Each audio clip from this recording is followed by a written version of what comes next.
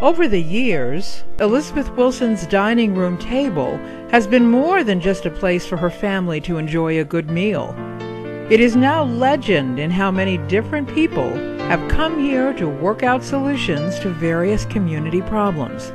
She would cook some just fantastic meals, and you sit down and then you start the conversation, and eventually you get down to the real conversation as to why you're there. It is just her way of getting people to really be frank, be direct, to be honest, and have some really truthful conversations. I think the city as a whole is a lot better because of the conversations that have taken place around that dining room table.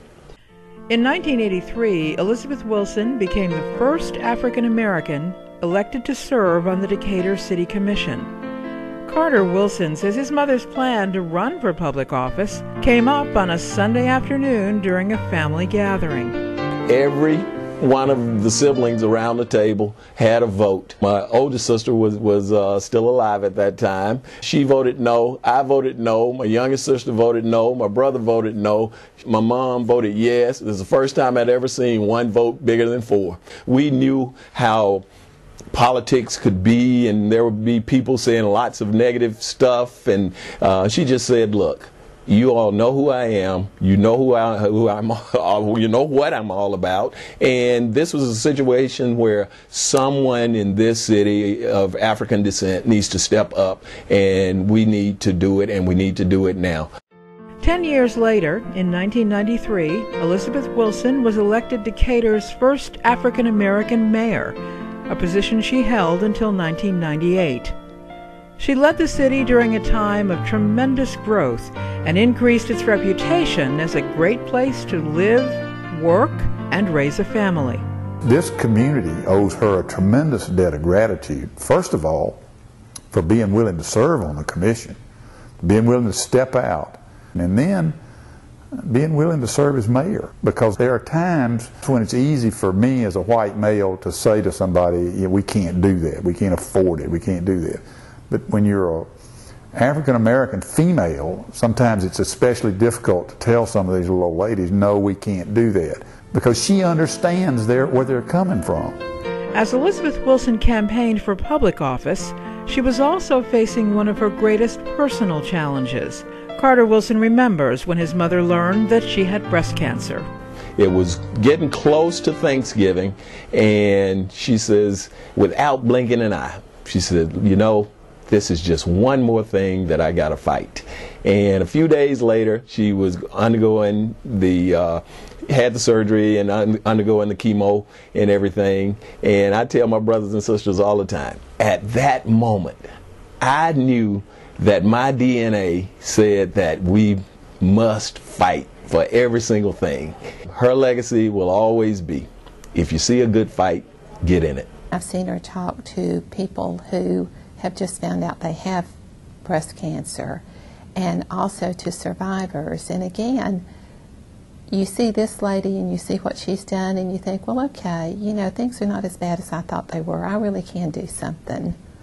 During Elizabeth Wilson's tenure as mayor, Decatur, Georgia became well known as a community where diversity was respected and encouraged. Though Decatur was thriving as a city that welcomed diversity, maintaining that balance wasn't always easy. James Ely served on the school board when the district was considering hiring its first African-American superintendent.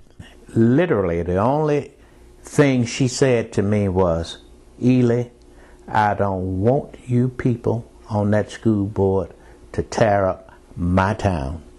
And I was so impressed with her for saying that to me and not telling me which way to vote, because quite honestly I probably would have done what she told me. But she never does that. She always lays out in front of you the facts, and she lets you make your decisions. Elizabeth was one of the first people that I really began to realize that there are tremendous benefits to having people who look different and who think different than you do in the decision-making process. Elizabeth Wilson retired from the Decatur City Commission in 1999, but well before that, she had an idea about who should take her seat after she left office. I was aware of what was happening in Decatur, and quite frankly, I was a little concerned about some of the political leanings. And so I can remember thinking, well, I guess I'm going to have to find a new small town. But Mayor Wilson, being the incredible visionary that she is, at the same time was thinking about her legacy and the notion of each one teach one, because she decided that she wanted me to run for her seat. I just found her and said, you know, come and let me talk. And she came and we talked. And I said, I think you should run. And she told me all the reasons why.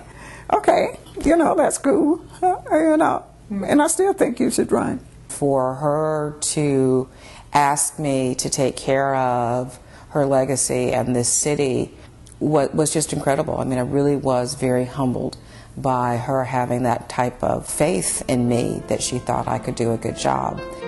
Many people, from local PTA volunteers to those seeking seats in the U.S. Congress, have sought the advice and counsel of Elizabeth Wilson over the years. Wilson was one of the first people that Stephanie Benfield met with when she decided to run for the Georgia House of Representatives. She has helped mentor and bring along not only other African Americans, but other women and good politicians or good public servants. If she sees someone who she identifies as being someone who has real potential for being a community leader, she has gone out there and fostered that. She was very supportive when I first ran, and her help was critical. Pretty much anyone who's in public office in Decatur or even serves at a local level with a PTA or a neighborhood association, they know Elizabeth Wilson, and she's helped them and fostered them along. On May 10, 2008, Elizabeth Wilson, a high school graduate, will receive her first honorary degree, a Doctorate of Laws from Agnes Scott College. She is such an extraordinary framer and shaper of Decatur. I mean, I really see her as one of the founding mothers of the Decatur that we know and love today. Of a progressive city, and a city that's really at the forefront of so many issues of social justice and education and sustainability and community. And especially this year, an election year, when, you know, on the national level we have candidates who are a candidate who's a woman, a candidate who's an African American, where we are wanting to say to our students, you can make a difference in the world, and wanting to set before them people who have done that. Bill Floyd organized the effort in 2000 to purchase this sculpture on the Decatur Square that honors Elizabeth Wilson's continuing service to her community. I raised that money privately, and we had no trouble raising that money, none whatsoever, to pay for that and to dedicate that to her. Rosalind Carter came and talked about Elizabeth. What she said that day, I still remember it to this day, is you've made a very common person feel special.